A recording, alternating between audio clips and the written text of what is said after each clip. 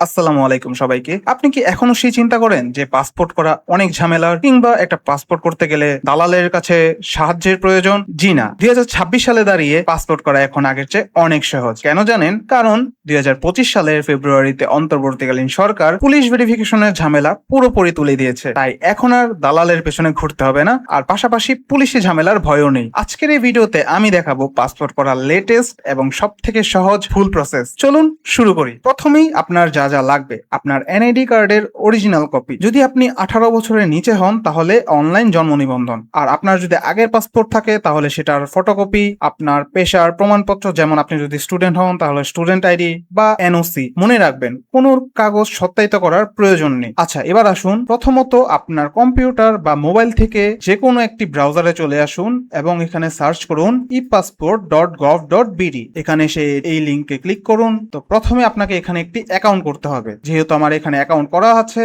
তাই আমাকে এখানে লগ ইন করতে বলছে। অ্যাকাউন্ট খোলার জন্য আপনি সাইন ইনে ক্লিক করবেন এবং নির্ধারিত যেই তথ্য আছে সেই তথ্য দিয়ে আপনার অ্যাকাউন্টটিকে ওপেন করতে হবে। এখানে শুধুমাত্র আমার ইমেল আইডি আর পাসওয়ার্ড দিয়ে আমি জাস্ট এখানে লগ ইন করে নিচ্ছি। লগ ইন করার পর আপনি এখানে কিছু অপশন দেখতে পারবেন। তো এখান থেকে আপনার পাসপোর্টের জন্য অ্যাপ্লাই করতে গেলে আপনাকে এখানে ক্লিক করতে হবে যে apply for a new E passport. বর্তমানে সকল ধরনের পাসপোর্টই ই পাসপোর্ট। তারপর এখানে আপনাকে পাসপোর্ট টাইপ সিলেক্ট করে দিতে হবে। তো আমি এখানে সিলেক্ট করছি অরিজিনাল পাসপোর্ট। আচ্ছা, এর পরবর্তীতে আপনাকে এখানে সিলেক্ট করতে হবে যে আপনি কার জন্য এই পাসপোর্টের অ্যাপ্লিকেশনটি করছেন। তো আপনাকে এখানে সিলেক্ট করতে হবে যে I apply for my self. তারপর আপনার জেন্ডার সিলেক্ট করে দিতে হবে। তারপর এখানে আপনার পুরো নাম, আপনার প্রফেশন, আপনার ধর্ম, আপনার নাম্বার সবকিছু এখানে পূরণ করুন। মনে রাখবেন, এখানে আপনার সকল তথ্য দিতে হবে আপনার এনআইডি অনুসারে। কোনো কিছু যেন এনআইডি থেকে পরিবর্তিত না হয়। যেমন এখানে আমি আমার নাম, আমার প্রফেশন, আপনি কি কাজ করেন, আপনার ধর্ম, নাম্বার,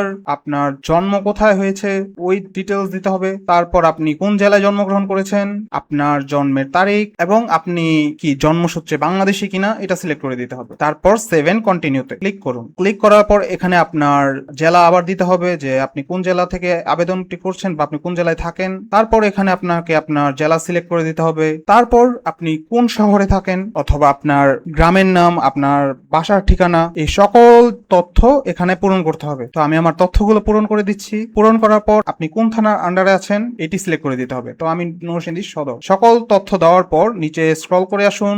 স্ক্রল করে এসে এখানে দেখুন যে এখানে জানতে চাচ্ছে আপনার বর্তমান ঠিকানায় কি আপনার স্থায়ী ঠিকানা কিনা। যদি আপনার বর্তমান ঠিকানার সাথে আপনার স্থায়ী ঠিকানার অমিল থাকে তাহলে এটা এখান থেকে আপনি পরিবর্তন করতে পারবেন। আর যদি আপনার বর্তমান ঠিকানাই আপনার স্থায়ী ঠিকানা হয় তাহলে এটিকে সিলেক্ট করে দিন। এরপর নিচে চলে আসুন। এখানে বলা আছে যে আপনি আপনার পাসপোর্টটি কোথা থেকে সংগ্রহণ করবেন। তো আমি আমার যেই এখানকার যে স্থায়ী পাসপোর্ট অফিস আছে সেখান থেকে এটিকে সংগ্রহ করব। তো তারপর সেভেন কন্টিনিউ। এরপর আপনাকে এখানে আপনার এনআইডি নাম্বার দিতে হবে। তো আমি আমার এনআইডি নাম্বার দিয়ে দিচ্ছি এখানে। এরপর দেখেন আপনাকে তিনটি অপশন পাবেন যে আপনার কি আগের পাসপোর্ট করা আছে কি নেই। যদি করা থাকে তাহলে আপনার এই দুইটি থেকে একটি সিলেক্ট করে দিতে হবে। যে যদি আপনার পাসপোর্টটি পুরনো পাসপোর্ট হয়ে থাকে, আপনারটি যদি ই পাসপোর্ট না হয়ে থাকে তাহলে আপনাকে এটি সিলেক্ট করে দিতে হবে। যদি আপনারটা ই পাসপোর্ট হয়ে থাকে তাহলে আপনাকে এই দ্বিতীয় অপশনটি সিলেক্ট করতে হবে। অথবা আপনার যদি পাসপোর্ট না থাকে, আপনি যদি নতুন পাসপোর্ট করতে চান তাহলে এটাকে আপনি সিলেক্ট করে দিন। এরপর দেখেন আপনি স্ক্রল করে এখানে আসার পর দেখবেন আপনাকে এখানে জানতে চাচ্ছে আপনার কি অন্য কোনো দেশের পাসপোর্ট আছে কি নেই। যদি আপনার থেকে থাকে তাহলে আপনি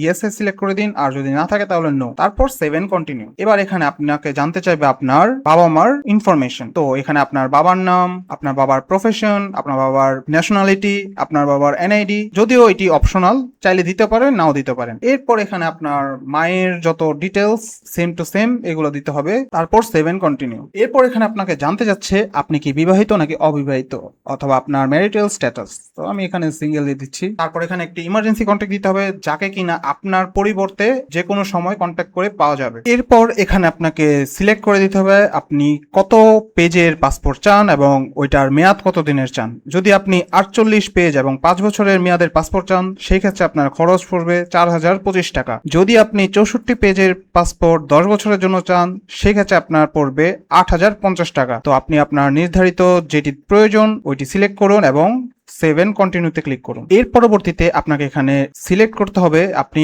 এটি কত সময়ের মধ্যে চান। আপনি যদি রেগুলার ডেলিভারিতে সিলেক্ট করেন তাহলে আপনি আপনার পাসপোর্ট পাবেন 15 কার্য দিবসের মধ্যে। আপনি যদি এক্সপ্রেস ডেলিভারিতে ক্লিক করেন সেই ক্ষেত্রে আপনি পাবেন 7 দিনের মধ্যে। আর যদি আপনি সুপার এক্সপ্রেস ডেলিভারিতে যান তাহলে আপনি পাবেন 2 দিনের মধ্যে। কিন্তু এক্ষেত্রে আপনার ফিও কিছুটা বেড়ে যাবে। যদি আপনি সুপার এক্সপ্রেস ডেলিভারিতে চান তো সেক্ষেত্রে আপনার খরচ পড়বে 13,800 টাকা। যদি আপনি এক্সপ্রেস ডেলিভারিতে চান সেক্ষেত্রে আপনার খরচ পড়বে 10,350 টাকা। আর যদি আপনি রেগুলার ডেলিভারিতে চান তাহলে পড়বে আপনার 8,050 টাকা। তো সিলেক্ট করে জাস্ট 7 কন্টিনিউতে ক্লিক করুন। এই তো আপনার নির্ধারিত ফর্মটি পূরণ হয়ে গেছে। এরপর আপনি স্ক্রল করে নিচে আসুন এবং এই টার্মস এন্ড কন্ডিশনটিতে ক্লিক করে দিন। ক্লিক করে কনফার্ম এবং প্রসিড টু পেমেন্টে ক্লিক করুন। এই ফর্ম জমা দেওয়ার পর আপনাকে ফি জমা দিতে হবে।